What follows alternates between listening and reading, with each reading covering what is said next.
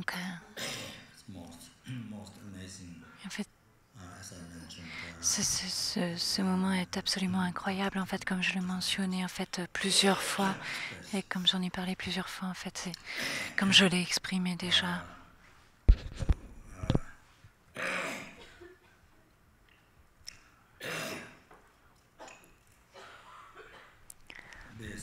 En fait, on a reçu pas seulement un précieux corps humain, mais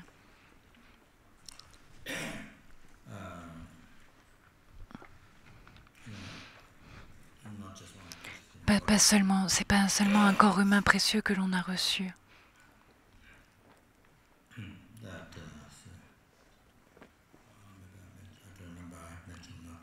Peut-être je l'ai mentionné, en fait, je ne me rappelle pas. Parce que, par exemple, en fait, les poulets, les cochons, les moutons, les chiens, tout cela, en fait, même les animaux, en fait, qui vivent à côté des êtres humains, en fait, si vous leur expliquez les causes du bonheur et de la vertu, que la vertu, si vous leur expliquez cela, que en fait le résultat de la vertu c'est le bonheur, en fait ça c'est la manière la plus courte, et que vous essayez de rendre ça un petit peu clair. Et en fait, si vous essayez de rendre un petit peu clair et de dire que c'est motivé par la non-ignorance et la non-colère et le non-attachement, en fait, si vous expliquez ça pendant, en fait, à 100 éons, 1000 éons, des milliers d'éons, vous expliquez cela, en fait, jour et nuit, sans aucun break, et que vous n'arrêtez pas d'expliquer cela, en fait, et pendant des milliers, des milliards d'éons, vous expliquez ça à un animal, sans un break, et que vous continuellement vous expliquez cela, en fait, il n'y a aucune chance qu'ils comprennent, en fait, du tout, aucune chance qu'ils comprennent le sens de cela. Mais pour nous, quelqu'un nous explique, en fait, ça en quelques secondes, en fait, ça ne prend même pas une minute, en fait, ça prend quelques secondes pour qu'on comprenne le sens de cela. Qu'est-ce qui est la cause du bonheur? C'est la vertu. Qu'est-ce que la vertu? C'est l'action qui résulte dans le bonheur.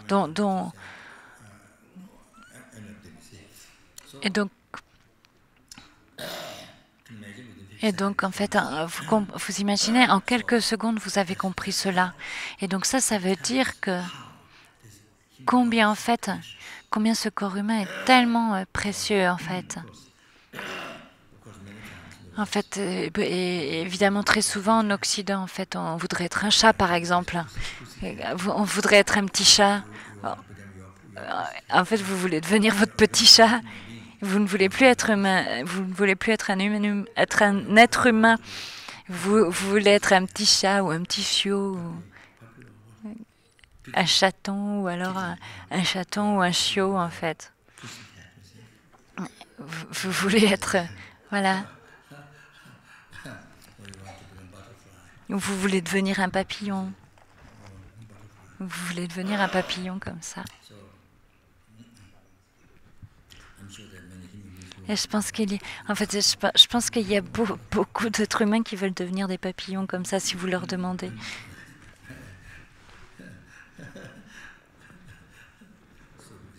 Et donc parce qu'en fait, parce qu'il y a beaucoup.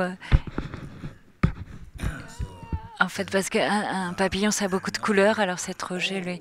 Mais en fait, ils n'ont aucune idée du tout, en fait, combien ce corps humain est tellement précieux. En fait, ces gens qui veulent devenir des papillons, ils n'ont aucune idée de la rareté et de la préciosité du corps humain.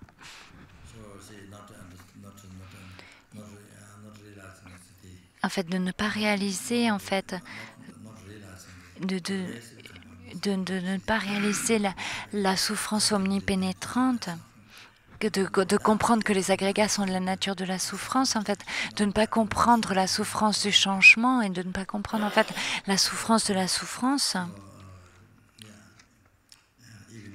Même cela, en fait, En fait, même ceux-là, ils ne peuvent pas le reconnaître, les animaux. Et donc, ce que les animaux, en fait, ce qui se passe avec ces animaux, c'est qu'ils ne peuvent pas reconnaître tout ça. Et donc, c'est comme cela, en fait. Combien c'est précieux. Si vous l'exprimez, en fait, pendant des milliers, des milliards d'années, des milliards d'éons, ils ne pourront pas comprendre. Mais une personne l'explique de manière correcte et vous pouvez le comprendre, en fait, en une seconde. C'est parce que vous avez cette précieuse renaissance humaine.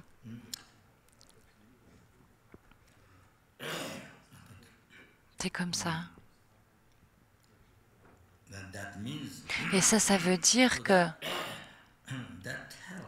Donc ça veut dire que c'est bien plus facile de pratiquer le dharma avec un corps humain. Là, il n'y a aucune question par rapport à ça.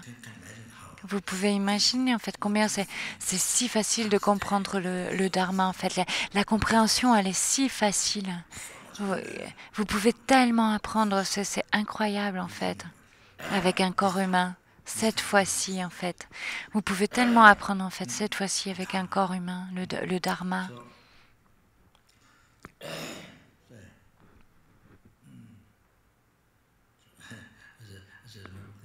Et donc en fait, je me rappelle de cela. En fait, il y avait quelques moines. En fait, non, pardon. Il y avait les moines de Copan et en fait, qui maintenant, il y en avait un qui est maintenant, qui est libéré de la vie de moine. Donc il y en a un qui n'est plus moine. Tuten Sherab. Et donc, je pense qu'il était probablement un des garçons les plus intelligents à Copan pendant de longues années. Et donc, il est allé à Nalanda, en fait, pour traduire pendant plusieurs années. Et donc, c'était lui qui traduisait Geshe Champaka Tshok et Kenso Champaka Tshok et Geshe Tangye également à Nalanda, en fait. Et après plusieurs années, en fait, il a rendu ses vœux de moine et maintenant il vit en Espagne. Et il m'a dit en fait cela. En fait, parce qu'en fait, il a étudié à Copan pendant plusieurs années. Pas tellement, en fait. En fait, le début des textes philosophiques, les 4 écoles, les 70 sujets, la Vida Samarananga, enfin, en tout cas, quelques parties. Je ne pense pas qu'il ait étudié les Madhyamika. Je pense pas.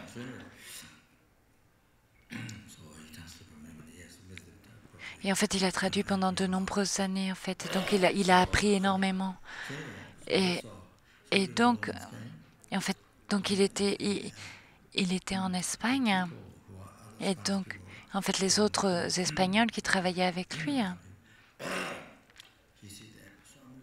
Et en fait, ils ont tellement de problèmes, en fait.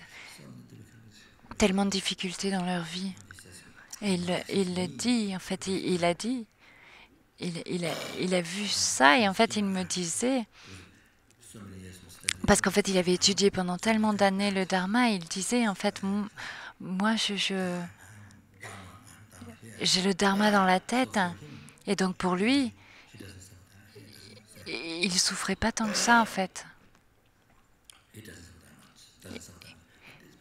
Mais les autres personnes en fait qui l'entouraient et qui travaillaient dans son environnement, ils souffraient tellement en fait, tellement de soucis, de peur, etc. Et en fait c'est comme ça en fait, ça marche comme ça. Mais juste en fait en comprenant en apprenant le dharma, en ayant compris le dharma, en ayant appris, juste avec ça.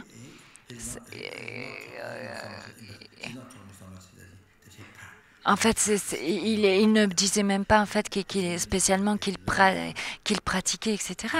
Mais en fait, c'est surtout qu'il a une connaissance du dharma et qu'à cause de cela, en fait, il a beaucoup moins de problèmes dans sa vie, pas tellement de souffrances dans sa vie. Bon, en tout cas, beaucoup moins que les gens tout autour de lui, parce que les gens autour de lui ont tellement de souffrances, de peur, etc. Et donc, en fait, ça rend les choses, ça fait une grande différence dans la vie. En fait, même si vous ne pratiquez pas, mais vous avez une connaissance du dharma. Et en fait, quand il y a des problèmes, il y a des problèmes, vous voyez en fait toute l'évolution, comment les problèmes sont venus, et donc vous savez comment penser.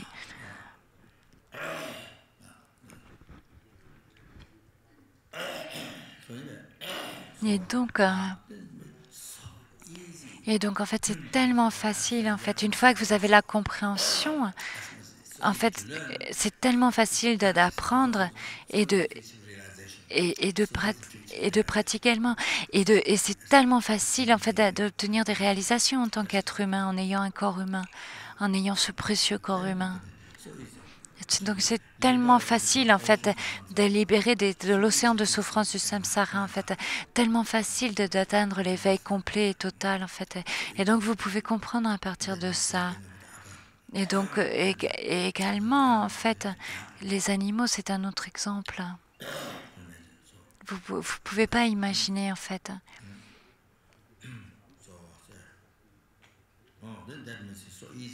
Et donc ça veut dire c'est tellement facile en fait de libérer un nombre incalculable d'êtres des océans de souffrance du samsara et de les amener jusqu'à l'éveil. Et donc en fait, en ayant reçu non pas seulement un corps humain, mais un précieux corps humain en fait qui a les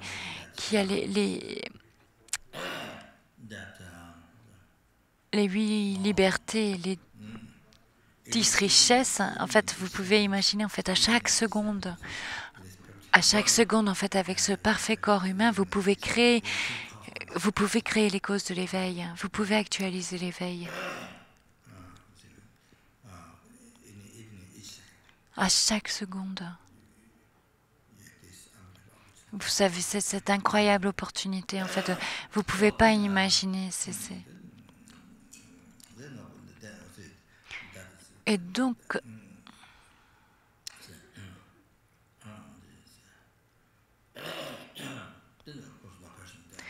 en fait, bien sûr, il n'y a aucune question, en fait, que vous puissiez actualiser la libération du samsara, en fait, que vous pouvez à chaque seconde, en fait, et que vous pouvez actualiser aussi les trois grands principes de la voie à chaque seconde, en fait.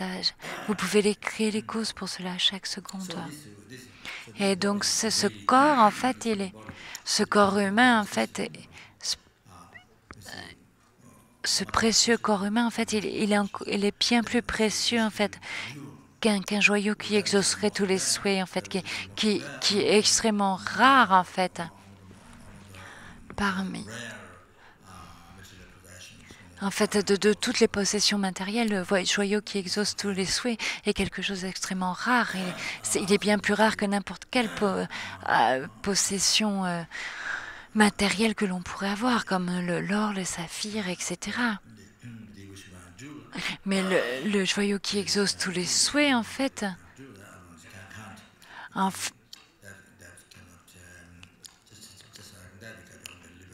mais même si vous avez cela, c'est un joyau qui exauce tous les souhaits, ça ne peut pas vous amener à la libération. Ça ne peut pas vous libérer des sensations de souffrance du samsara. Ça ne peut pas vous empêcher de vous libérer des royaumes inférieurs. En fait, la seule chose que vous pouvez actualiser avec ce joyau, en fait, c'est des bonheurs temporaires, des richesses matérielles temporaires, en fait. C'est des plaisirs extérieurs. Et donc, cette précieuse renaissance humaine, en fait, vous pouvez, à chaque seconde, vous pouvez actualiser, en fait, la libération du samsara. Et vous pouvez créer les causes pour cela. Le renoncement, la vue juste et la bodhicitta. Et donc, même en une seconde, en fait, vous pouvez créer les causes pour tout cela.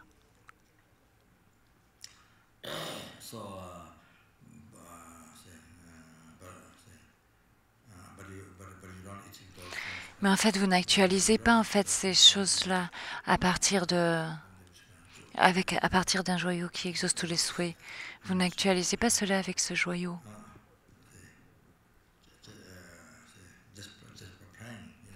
En fait, c'est juste en priant, juste en faisant des prières au joyau qui exauce tous les souhaits, on ne peut pas actualiser cela.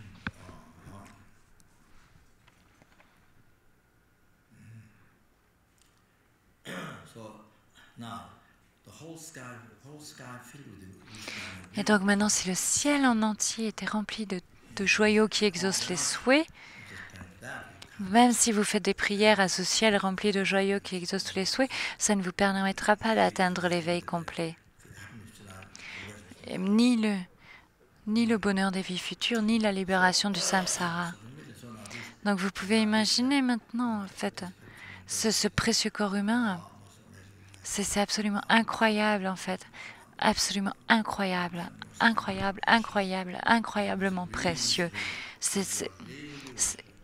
En fait, c'est vraiment cela qui remplit tous vos souhaits, en fait. En fait, c'est votre propre joyau qui exauce tous les souhaits, ce corps humain.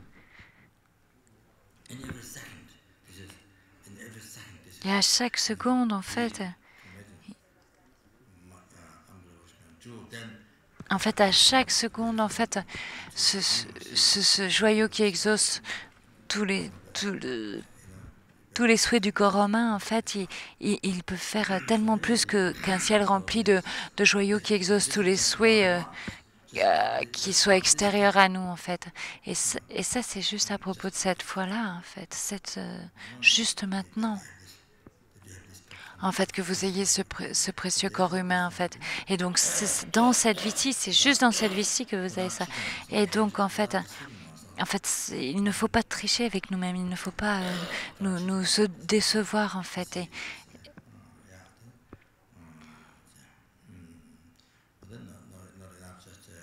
Et donc, en fait, ce n'est pas assez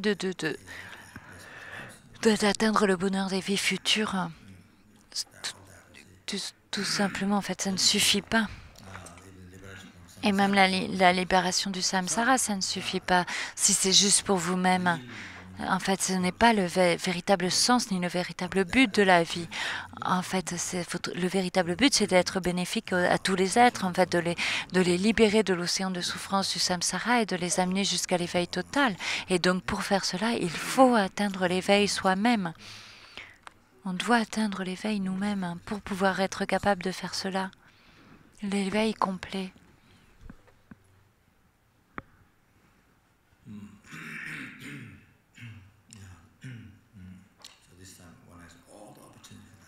Et en fait, cette fois-ci, en fait, on a l'opportunité, on a toutes les opportunités pour faire cela.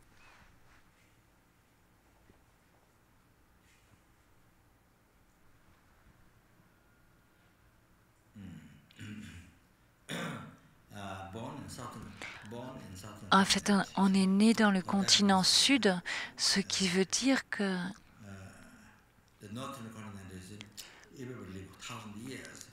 en fait, dans le continent nord, par exemple, en fait, tout le monde vit pour 100 ans. En fait, tout le monde est riche. Et donc, en fait, il y a pour 1000 ans même. En fait, et donc, tout le monde est riche, en fait. Donc, c'est pas le même genre de vie, en fait. Il n'y a pas de mendiant, il n'y a pas de pauvre. En fait, tout le monde est extrêmement riche, en fait. Et donc, les gens ne réalisent pas que la nature du samsara, en fait, est de la souffrance, en fait. C'est très difficile de générer le renoncement dans ce genre de contenant. Mais ici, en fait, on voit bien qu'il y a tellement de souffrance, donc on peut générer ce renoncement, parce que donc c'est facile, en fait, En fait, il y a quelque chose qui a à voir, en fait, avec le karma, en fait. On ne dit pas que le reste ne vient pas du karma, en fait.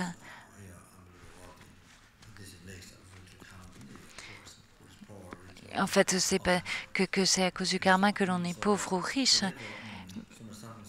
Mais en fait, comme il y a tellement de souffrance dans notre continent, en fait, c'est très facile de réaliser combien le samsara est de la nature de la souffrance.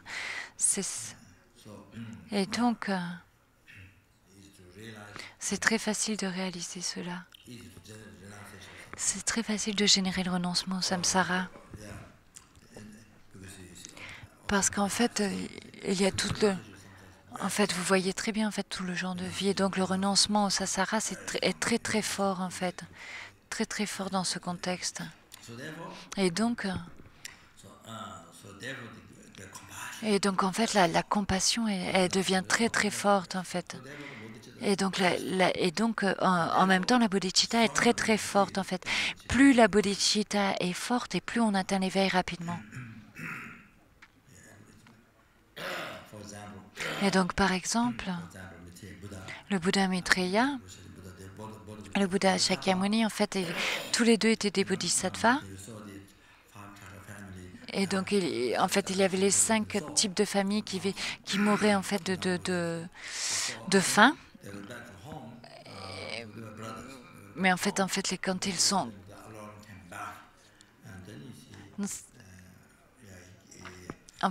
En fait, et quand il est rentré chez lui, en fait, il a donné...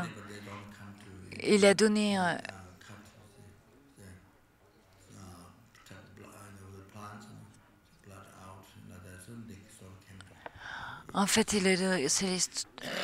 donc c'est le Bouddha, commandant le Bouddha dans une de ses vies passées, a donné son corps à la lionne ou à la tigresse, je ne me rappelle plus.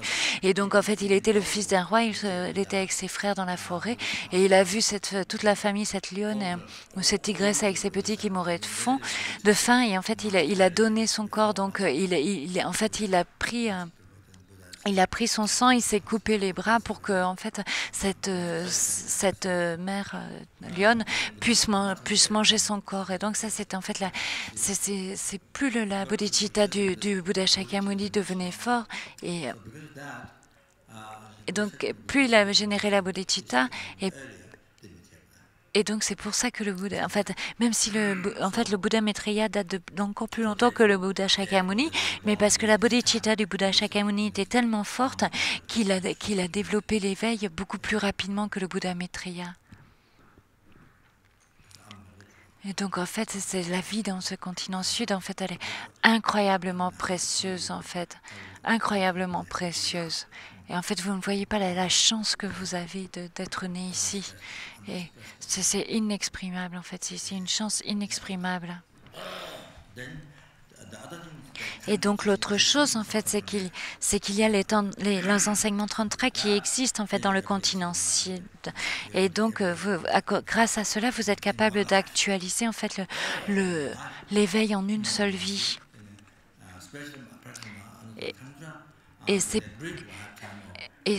Et spécialement en fait avec les plus hauts yoga tantra, en fait, vous êtes capable d'atteindre l'éveil dans la durée d'une vie brève de ces temps dégénérés.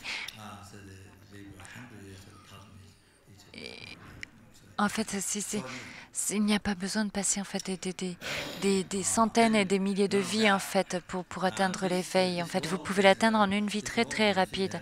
Et non seulement il y a ça, mais en fait dans ce monde il y a 24 endroits saints.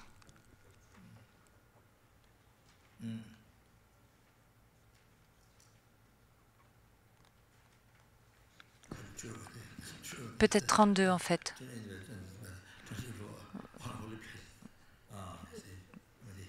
32 ou 24, en tout cas ça n'a pas beaucoup d'importance.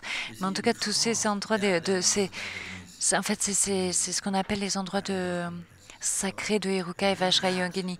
En fait parce qu'il y a un nombre incalculable de daka et dakinis, et quand vous pratiquez le mandala du corps de la déité, juste en chantant en fait en chantant les damgé,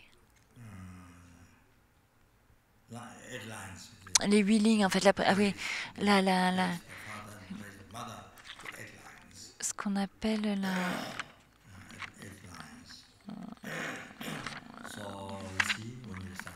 en fait quand vous recevez ça, c'est la louange en 8 lignes en fait. Et en fait, quand on récite cette louange en 8 lignes, en fait, tous les dakas et les dakinis en fait absorbent à l'intérieur de vous et ça rentre dans votre chakra du cœur, ça absorbe dans votre cœur et vous bénissent. Et donc ensuite, vous faites la pratique de la génération du mandala du corps de la déité et en fait, vous faites la méditation. Et immédiatement, en fait, au moment où vous faites cette méditation, immédiatement tous les dakas et les dakinis rentrent dans votre chakra, en fait, là où il y a les vents et les gouttes, en fait, et ils le bénissent et ils le rendent fonctionnel. Et le rendent fonctionnel. Et donc, à partir de ce moment-là, vous êtes capable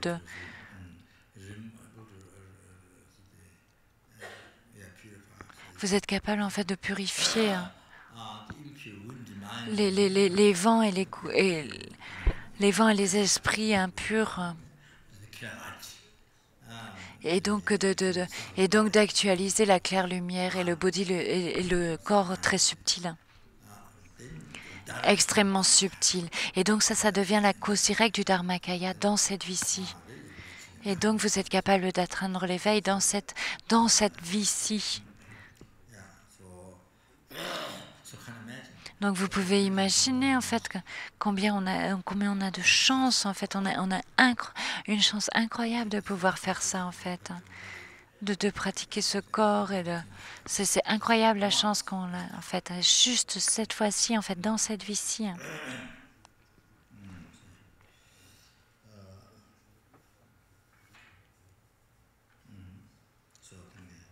Donc je pense que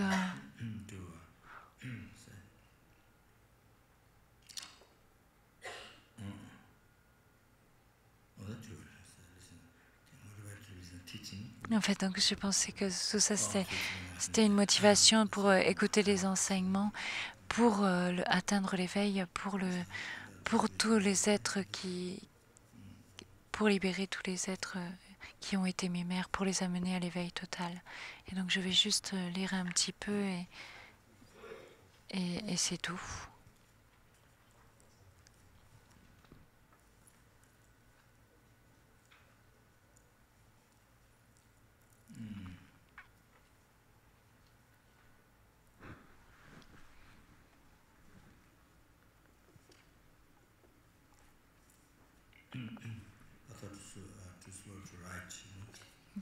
Donc j'ai pensé qu'en fait on pouvait en fait d'écrire un commentaire en fait sur la lampe sur la voie de l'éveil, et donc j'ai juste commencé un petit peu.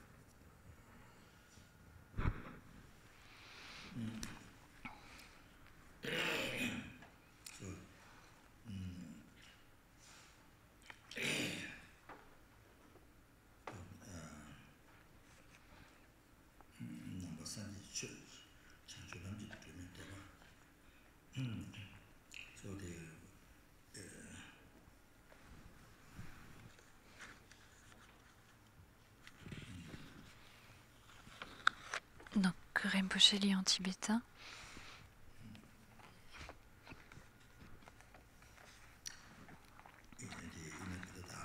Le Bouddha Dharma intérieur.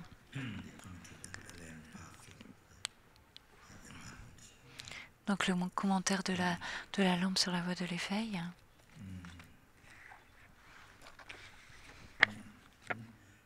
La lampe pour la voie.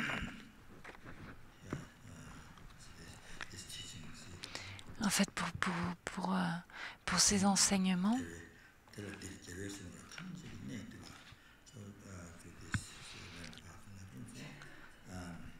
moi, en fait,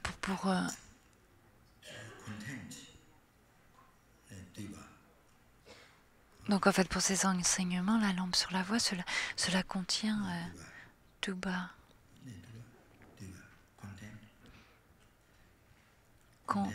contient, en fait, contient l'importance de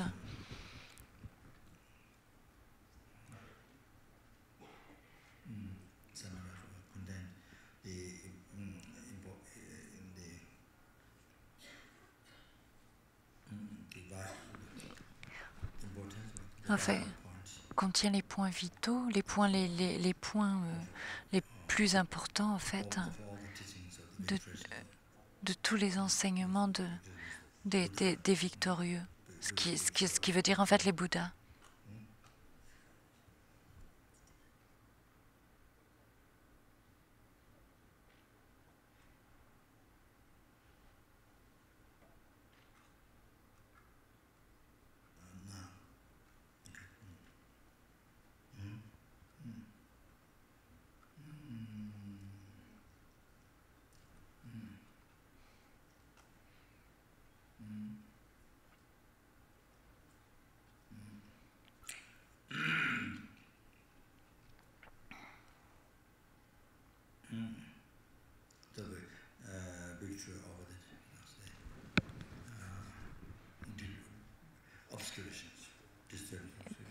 Donc en fait c'est la victoire sur les obscurcissements, en fait sur les pensées perturbatrices et les obscurcissements les obscurcissements subtils ou perturbations subtiles. Donc c'est la victoire sur ces ennemis en fait. C'est pas un ennemi qui serait extérieur, c'est l'ennemi intérieur, les perturbations.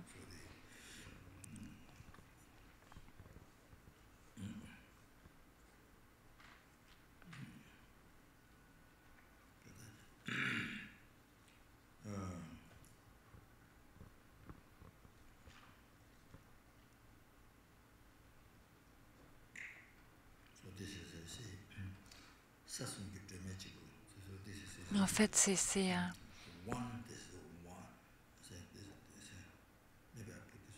peut-être je vais le dire de cette manière-là.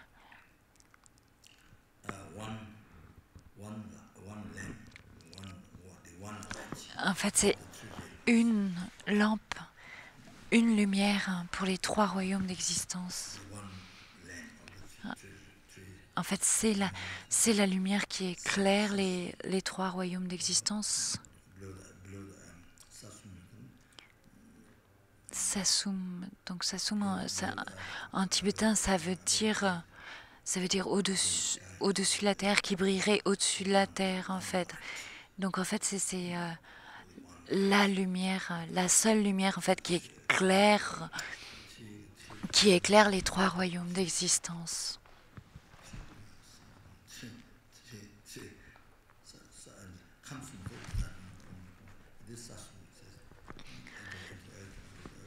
En fait, c'est comme les Kamsas,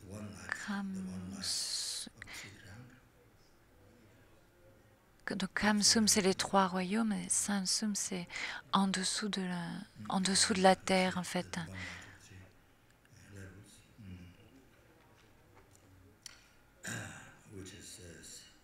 Alors, donc c'est la lumière sur les trois niveaux, en fait, qui est là le résumé de tous des points vitaux des enseignements des victorieux. Et donc ensuite,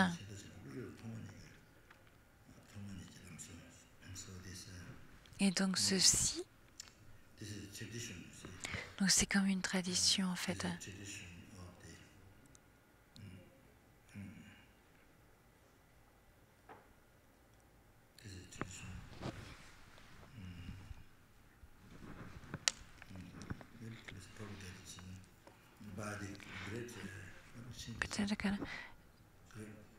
Peut-être on peut dire en fait c'est une propagation en fait qui est donc c'est propagé, répandu par les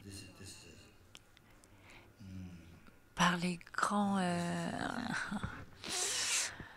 par Nagarjuna et Asanga en fait qui sont les grands propagateurs de la tradition.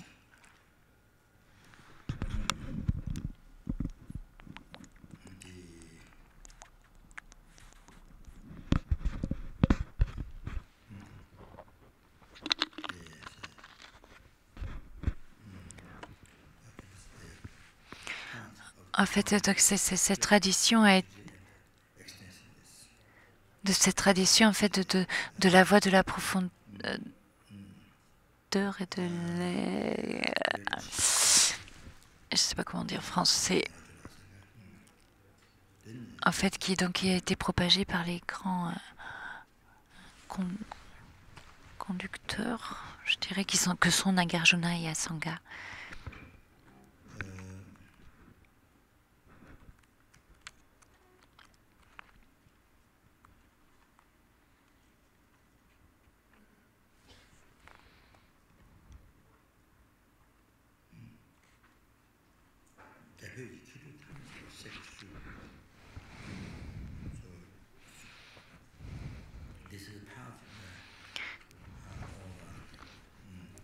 Donc c'est un chemin où tous les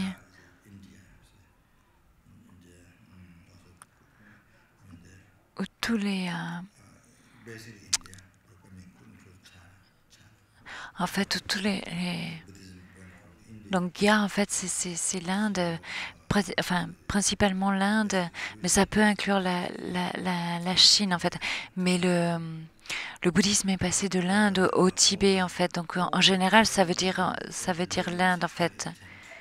Donc tous les grands érudits en fait, tous les grands érudits des qui avaient des réalisations très très hautes,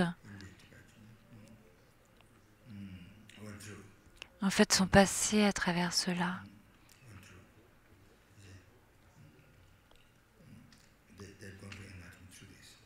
En fait, ils ont atteint l'éveil en passant à travers cela.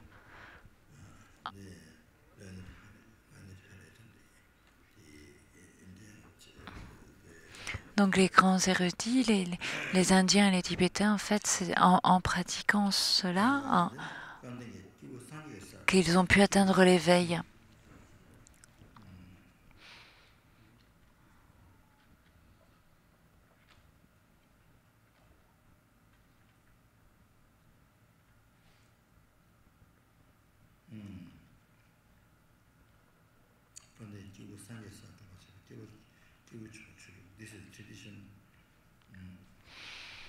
Donc c'est la tradition, en fait. C'est la tradition des êtres chanceux, en fait,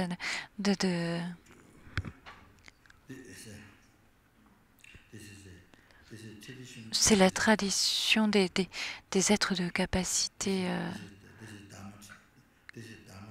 C'est une tradition du Dharma,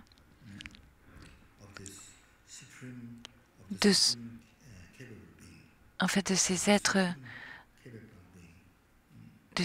de capacité supérieure.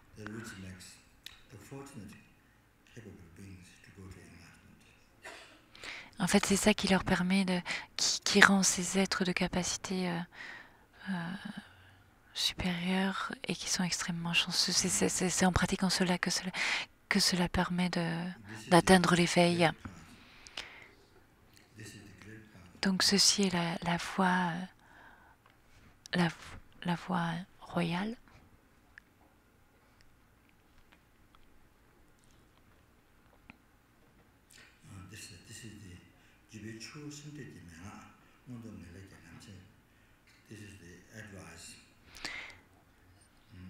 Donc ceci est la voie royale, ceci sont les conseils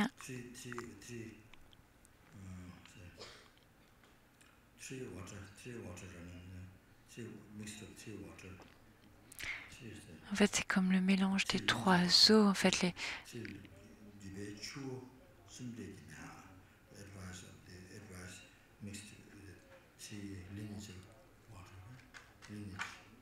fait, ce sont les conseils mélangés des trois lignées. En fait, donc là, ce qui veut dire en fait la lignée des enseignements sur la profondeur, la lignée des enseignements extensifs et la lignée des enseignements sur les bénédictions en fait. Donc c'est Atisha en fait les a regroupées ensemble et donc elles arrivent ensemble. Et donc ça c'est la voie royale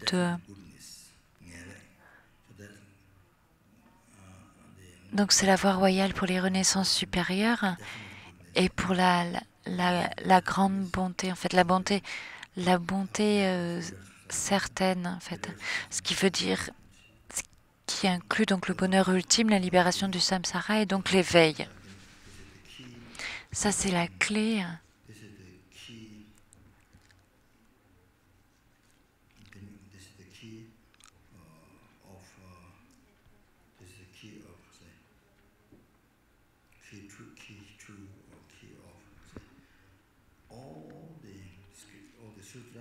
Et donc ceci est la clé pour tous les sutras et pour tous leurs commentaires en fait.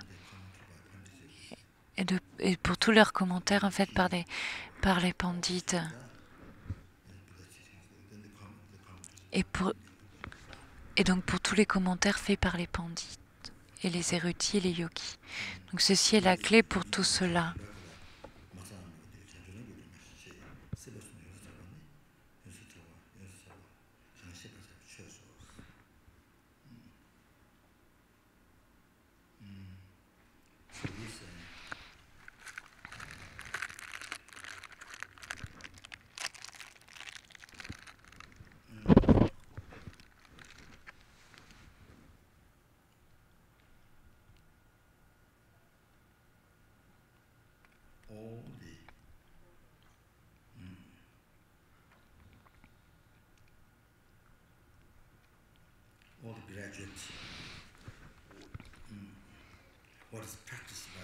Et en fait, tout ce qui est pratiqué par les êtres des trois capacités, en fait, donc les êtres de capacité inférieure, les êtres de capacité moyenne et les êtres de capacité supérieure,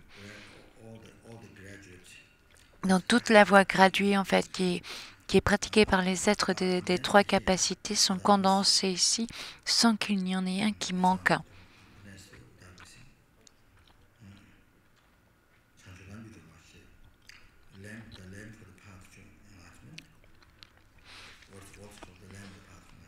Donc la lampe sur la voie de l'éveil, en fait, c'est ce qui est bien connu, en fait, dans les trois royaumes, dans les trois existences et dans le royaume, c'est-à-dire dans le royaume du désir, le royaume de la forme et le royaume du sans forme. Ça, c'est le dharma, en fait, qui va être expliqué. Donc j'arrête ici, en fait, c'est juste pour que ce soit auspicieux.